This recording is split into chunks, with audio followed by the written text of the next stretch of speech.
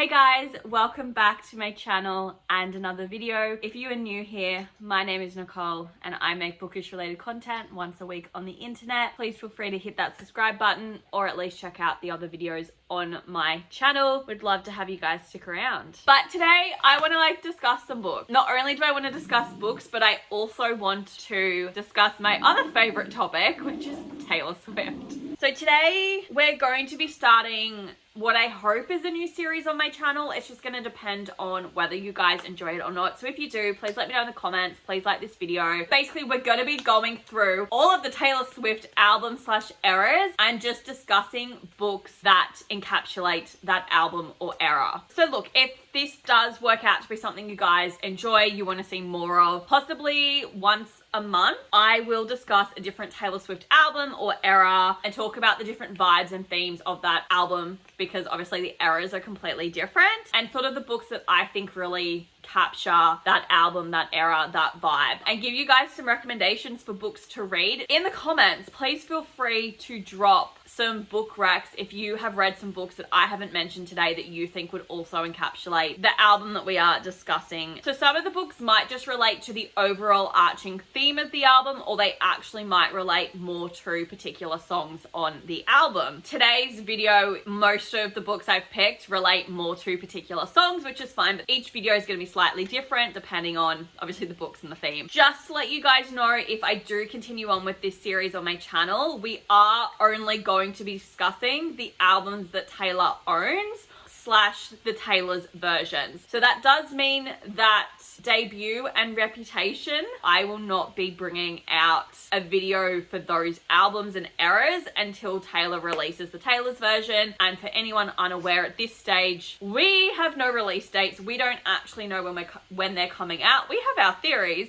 Our theories are usually wrong. It's just that I don't want to discuss them until the whole album's been released and we have the full picture, because obviously with the Taylor's version journey, Taylor's releasing songs from the vault and we're getting a different, fuller picture of the whole album. Today we, as you can already tell from the title, we are going to be starting with my favorite album and era, which is 1989. The second I heard 1989, I just knew that it was my album, and 10 years later, I have maintained that. She is still in my #1 spot for favorite Taylor Swift albums. I love it. It's brilliant. I adore the Taylor's versions and all of the vault tracks. Let's just get into this because I've rambled enough. I hope you guys enjoy. So 1989, for those who don't know, it was her 5th studio album. It was Taylor's first pop album. From memory, I'm pretty sure it is the most awarded pop album in history. It was re-released October 27th, 2023. And the overall vibes of this album, she's the it girl. She's the girl that everyone wants to know, that everyone wants to be. And that's just kind of how the era presented itself to us. Taylor was seen pretty much every single day. She was overexposed. She was always in the media. She was just everywhere you went, Taylor Swift. There was something Taylor Swift related, a bit like at the moment with the Eras tour. But if we look a little bit deeper into it, and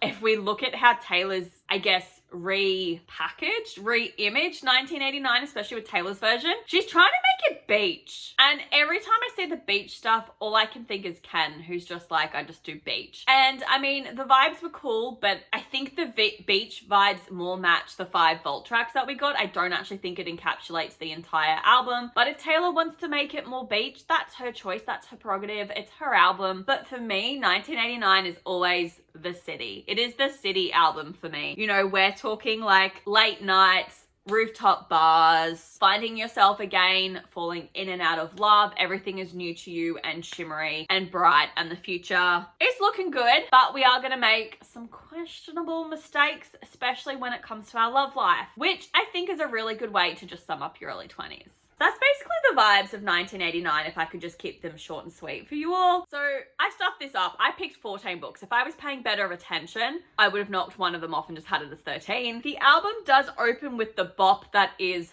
Welcome to New York, which I just think is a banger. It's an absolute banger. And this song is all about moving to New York City, finding yourself again, and then falling in love. This was also the first song of Taylor's that did kind of reference loving whoever you want, regardless of identity and gender. And a book that I feel like encapsulates this song is What If It's Us by Becky Albertalli and Adam Silvera. So this is a book that is about moving to New York City and experiencing love for the first time. It was beautiful. It made me laugh. It made me cry. It also has the sequel, Here's to Us, which I also adore, which you could also include for 1989. And the main characters are just so sweet and you cannot help but cheer them on and you just want them to get together. So we focus on Arthur and Ben. So Arthur is only in New York City for the summer. He's working on Broadway as like an intern and he just cannot wait to live in New York and experience everything that New York has to offer because he's always dreamt of going. And then we also have Ben, who thinks that the universe is just out to get him, needs to just piss off, because if it had his back, he wouldn't be carrying a box of his ex-boyfriend's things. And basically on one of like Arthur's first couple of days in New York City, he is just wandering around experiencing the sights and he runs into Ben at the post office, who is there to deliver a box of his ex-boyfriend's stuff and post them back to his place. And Arthur is just immediately smitten with Ben and it is so cute. It is so sweet. And this whole novel just focuses on the two of them getting to know one another better. Obviously, Ben is trying to get over his breakup. He's not really able to commit to Arthur, and Arthur is just so fully committed to making it work with Ben. They obviously only have the summer together, and the whole time you just want them to get together. And it was beautiful. I just loved it. It just had that beautiful first love,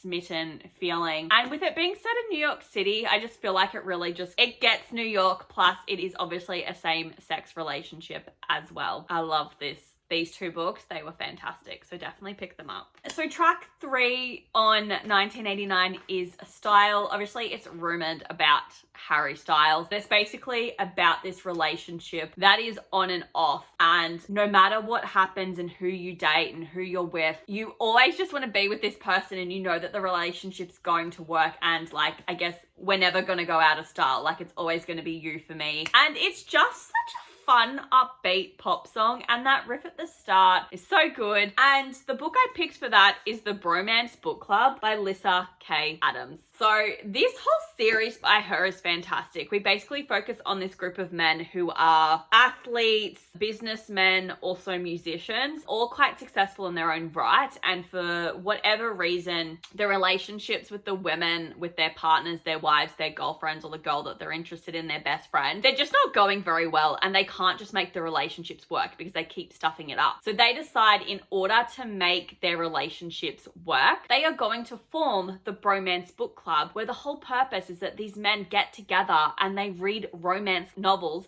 and they try to learn from the mistakes that the main male lead makes in these novels, or the things that he is doing correct. And they try to take these lessons from these books and use them in their own life and relationships to try and make them work. They're brilliant. If you've never picked them up, please do. Like, they're so funny. There's 5 novels. They're fantastic. But I picked the Bromance Book Club because we focus on Gavin Scott. His marriage is not going well. He's basically also discovered that his wife has faked having an orgasm their entire relationship. He lost his cool when he found it out, and she's basically like, you know what, this is the final straw, and she wants a divorce. And Gavin basically has to try and make her realize that she does want to stay with him, and that, you know, for him it's her, and that's never going to change, and they're never going to go out of style, and she is everything to him. This book is probably also a bit reminiscent of How You Get the Girl as well, because obviously the whole purpose of this book is trying to learn how to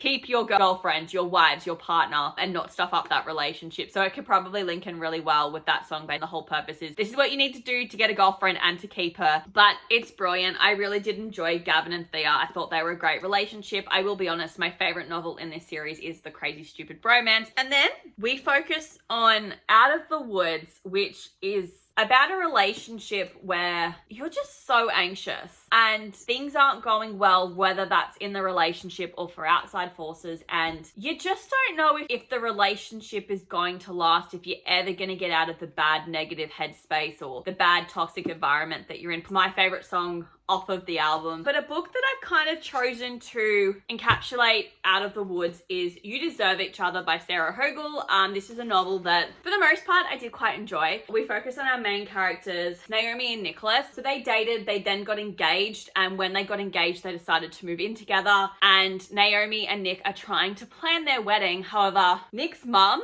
and dad are basically paying, I think, for a lot of the wedding, and they're having a large input into what's going on in the wedding, like who's invited, the food, the location, the wedding dress, the cake, etc. It's all basically what his mum wants. And in this decision making, Nick always sides with his mum because he is an only child. He's basically been stuck in what is a toxic relationship, but with his parents, always been a very dependent relationship, and he always caves in to his mum and dad and just gives them what they want, because if he doesn't, mum's throwing tantrums. Naomi feels really, what's the best way to describe it? Like, she's disappointed that Nick does this, but she's also like really frustrated because it doesn't feel like he's ever on her side, and she's fighting a battle against him and his mum, and it's her against his mum, and she's like, he's never gonna pick me over his mum. So because of this, she realizes that she doesn't actually want to be in the relationship with him anymore. And she also realizes that if she ends the relationship, she's potentially gonna have to reimburse his family the costs of everything they've spent on the wedding so far. But then also Nick is the one who's the victim in the situation, and she's got a little bit of a victim complex. She wants to be the victim, so she decides that instead of doing the mature thing and sitting down and having a conversation with him, that she actually wants to talk him into breaking up with her. And not like talk him into breaking up with her, but she wants to be so psychotic and difficult and a pain in the ass to deal with that she wants him to dump her so that she can be the victim and she doesn't have to cover any of the costs of the wedding. So she just starts being absurd, dressing really badly, and God love Nick. He doubles down and he's like, no, we're going to be in this relationship together. I'm not letting you go. We're going to work this out. And I guess in that way, it also encapsulates I Wish You Would, which is when like the relationship kind of ends, the person leaves, and then you just want them to come back to you and fight for the relationship. So this book also encapsulates that as well, because Nick and Naomi do eventually work out their issues together, and they have a conversation and they be adults, and Naomi realizes that Nick is stuck in this really horrible cycle with his mum where he can't say no, and she decides to actually commit to him and help him work through this. And it was just a very large like yes moment when they worked that out and they had that conversation, and you felt good for them. It was a win. So I feel like because we're talking about I Wish You Would, we should probably also bring up some other books that kind of encapsulate I Wish You Would as well. I probably went a little bit over the top because I have 3 other books as well. So we have The Spanish Love Deception by Eleanor Armas. We also have A Brush with Love by Maisie Eddings, and then one of my favorite books of 2023 and my all-time favorite Ali Hazelwood novel, Love Theoretically. So all 3 of these books are rom-coms. We'll talk about The Spanish Love Deception. So we focus on our main character, Catalina, and then also her colleague, Aaron. So they both work in New York City. Catalina's sister is getting married and the wedding is in Spain. And Catalina, to get her parents and family off her back, basically lies and says she has an American boyfriend that she works with. In steps Aaron, who I believe overheard the conversation and agrees to volunteer to go to Spain with her and pretend to be her boyfriend. She's always found Aaron to be really uptight, not someone she's gotten along with very well at work, just purely because she feels like he's never given her the time of day to get to know her as a person and realize who she is. He's also incredibly attractive, and basically throughout the course of the novel and them pretending to fake date and go to Spain and being with her family in the wedding, she realizes that he's just not someone who's very good at expressing himself, and he's kind of always had a little bit of a crush on her, and he's done this to try to get to know her better and let her get to know him better because he's not good at first impressions either. And it's just so cute watching them fall in love together. And it was a bloody long book, but definitely it's got the, I wish you would know this. I wish we could just, you know, have 2 seconds to actually talk about it. And apparently I like to read books that have a lot of communication issues, but that's The Spanish Love Deception. And then A Brush with Love by Maisie Eddings is a really adorable college novel obviously set in college, but it focuses on our 2 main characters, Harper and Dan. Harper and Dan are both working to be dentists. Harper is further along in her degree than Dan is. Dan's like a freshman, he's new, and Harper's so far through a degree that she's waiting for a residency, and it's always kind of been told Dan's whole life that you're going to be a dentist, whereas Harper has worked her ass off to get where she is and she really wants to be a dentist. And they just have a really cute little love story where Dan just doesn't get the dentist stuff. He doesn't have an interest. He's literally doing it because his mum is struggling after dad passed by becoming a dentist and going through the dental school, but he really doesn't want to do it. And Harper steps in to help him and sort of tutor him. But then they start to have a little romance and she kind of falls off the bandwagon with her own journey at the dental school and getting into her residency. And she ends up breaking it off with Dan. It's just another miscommunication and a little bit of out of the woods, I guess, because there's anxiety and unsure if the relationship's going to work and if you should be going through it. And just the whole time, they just don't tell the other person what they want.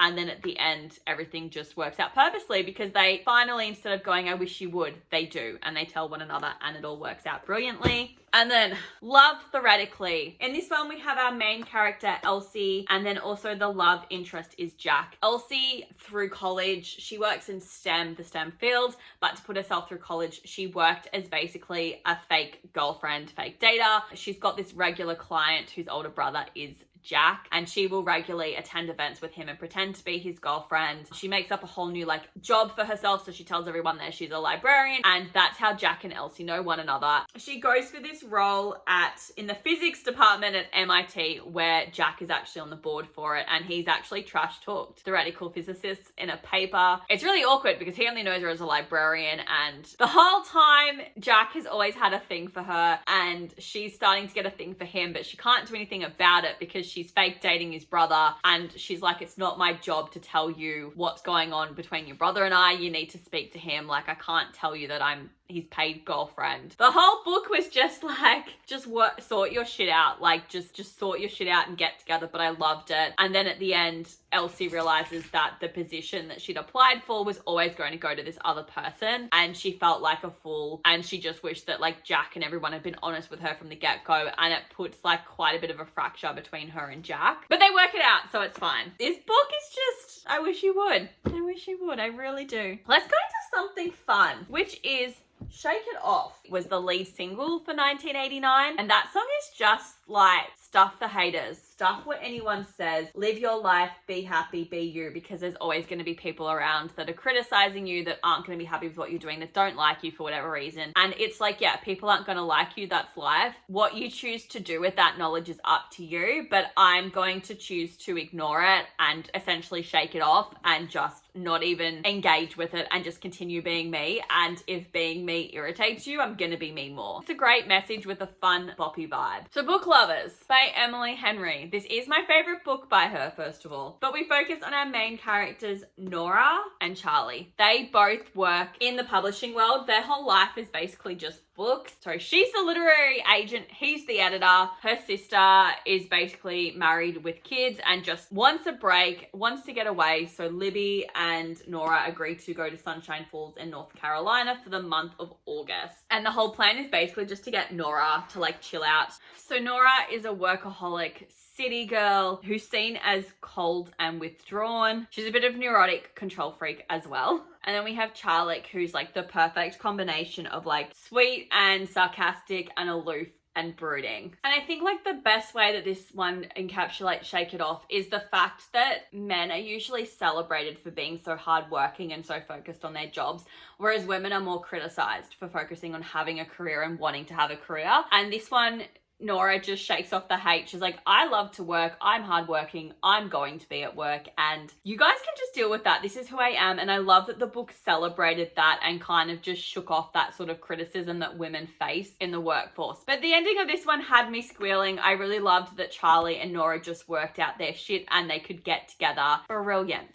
The next sort of like song I want to talk about is Bad Blood, where it's basically like, you and I, we don't get along, we're not friends, we're never going to be friends, we now have bad blood. You stabbed me in the back too many times and I just know that we're no longer going to be friendly. I don't want to be friendly with you. I don't want to pretend. We're not friends, we're not going to get along, let's just be honest. We've got bad blood. And I think one book that really sort of gets the vibes really well is The Hating Game by Sally Thorne. This is her best book by this author, 100%. I absolutely love the movie with Lucy Hale. It was fantastic. But we focus on Lucy and Joshua. So they, once again, we work in a publishing house, and what has happened prior to the events of this book is that two different publishing houses have merged together to kind of save them because the publishing industry is not doing so well. And as a result, there are basically two like people in charge. Their assistants are both Lucy and Joshua to each of the different people in charge.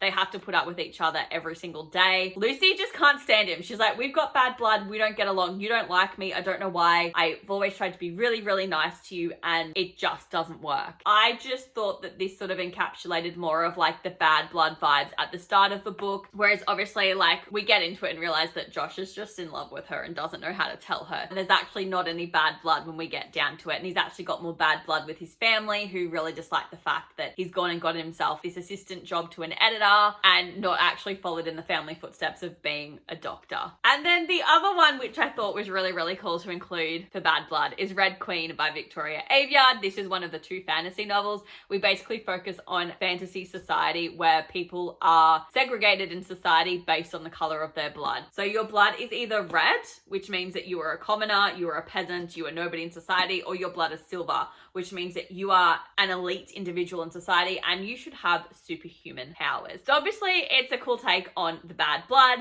because obviously there is not a good relationship between the two different societies, because obviously the reds are basically the servants. They do everything for the silver elites, who are basically treated as gods, expected to be waited on hand and foot. They can just go around killing the red people. They also have wars with other silver communities and they send the reds to the war front, the ones that are easy to kill, that can't protect themselves, to fight the war. And there's just definitely bad blood between the two groups. And we focus on our main character, Mare, who gets herself a job to help support her family because she doesn't want to go to the war front. If you have a job, it gets you out of being picked to go to war. And she's working at an arena where everyone's fighting to be the fiance of like the royal family in charge. And during this fight, Mare actually falls down into the arena and discovers that she has her own magical powers and ability, and the silvers don't know what to do because obviously her blood is red and they're like, how can a person with red blood have magical powers? So in order to hide it, they make up this backstory and lie that she's actually this daughter of this family line that they thought had died off, and she was actually like this long lost daughter. And then she sort of gets involved in having a relationship with one of the princes, but then there's this, and then Mare's involved in all of this because she's in love with both of the brothers and doesn't know what to do. It's such a cool fantasy novel. There's like 4 books plus a whole heap of novellas in this world, and I loved it, and the bad blood vibes are strong in this one and this whole series. Okay, and then the next sort of songs that I want to talk about are All You Had to Do Was Stay, which we sort of touched on, and then Say Don't Go. So obviously All You Had to Do Was Stay was about a relationship where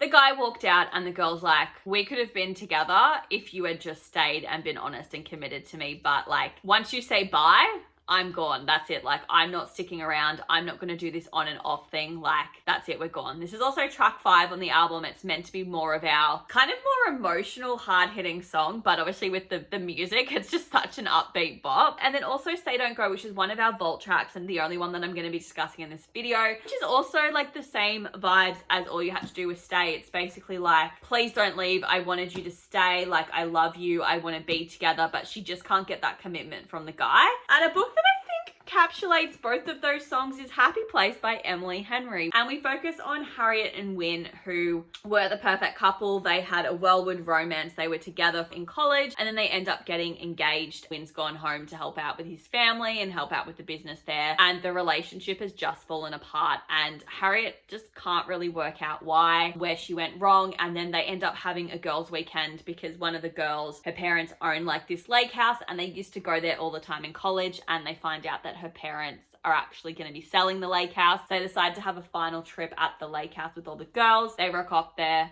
and Win is there to surprise Harriet. He hasn't told their friends that they've broken up because they don't want to ruin the weekend, because two of the other friends who are engaged are going to get married. And so they have to pretend to be together and fake their relationship, and they have to come and face some truths about why the relationship broke down and why Win walked away. It's all just about communicating in your relationship, not wanting the relationship to end and willing to work through it, but also not wanting to have those conversations to actually work through it, and they're forced to do so and have that chat. And it was beautiful. It's just all about a lost love and reconnecting and a bit of a second chance romance, which is what those songs are about. And then the next song that I want to talk about is Wildest Dreams, which in this one, it's all about dating someone who is tall and handsome as hell, but the relationship's not working. It's ended for whatever reason. And she's basically saying, I hope you remember me. I hope you remember the dress. You know, you envision me at sunset in a pretty dress, but also like burn down our memories. But it's definitely about a love that has been long lost. And a novel that I think really takes an interesting take on that song is The Seven Husbands of Evelyn Hugo, which I did read this year. I do also have a reading vlog on it, but this book is about Evelyn Hugo, and she wants her memoirs to be written, and she's basically telling her story to a journalist so that they can, once she dies, publish her memoir. And basically in it, Evelyn is a 1950s to 1980s Hollywood, a bit of an it girl at the time. She's an actress, and she's basically just telling her life, because people have always been fascinated by her because she was married 7 times and she had 7 different husbands. And we go through the different reasons for why she married these husbands.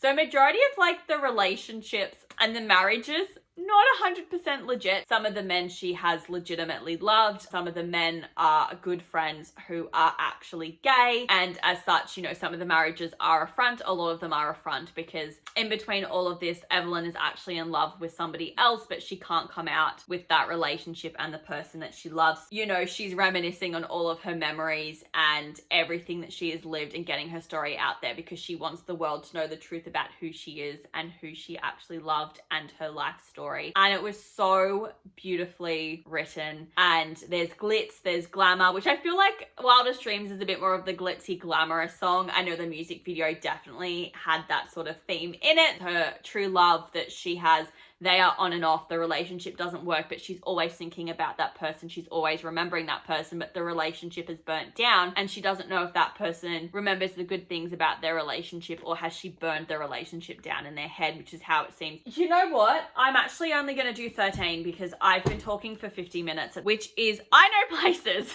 and we're doing The Hunger Games by Suzanne Collins. And basically, I Know Places is about a relationship where the media just wants to track you guys down and find you guys and take photographs and just involve themselves in your relationship. And you guys want to keep the relationship that's very new to you a secret. You want to work on it, you want to develop it and see where it grows and goes. But it's really hard to do when you have people talking about you constantly or trying to take photos of you constantly. And I Know Places is basically like, I know places that we can go and we can be hidden, we can be safe, and we can get to know one another and see whether this relationship's going to work and where it's going to go. And I just think The Hunger Games is a really funny oddball one to put in there. And I just thought it was funny because obviously The Hunger Games, we have our dystopian society, we focus on Katniss and Peter, and The Hunger Games is this American society where there was a war, and in order to keep the 12 different districts in line under the thumb of the capital, they decide that every district is going to send a female and male tribute, someone between the ages, I think, of like 11 and 18, to compete in this arena and fight to the death. And there will only be one winner, there will only be one victor. And basically in this arena, you have to fight to survive. You have to hide in places and to go into this, the tributes, like, so Katniss's younger sister is picked. Katniss volunteers as tribute. Everyone's eyes are on District 12. And when they go to the capital, they always do interviews with the tributes. And when they're there, Peter's talking about,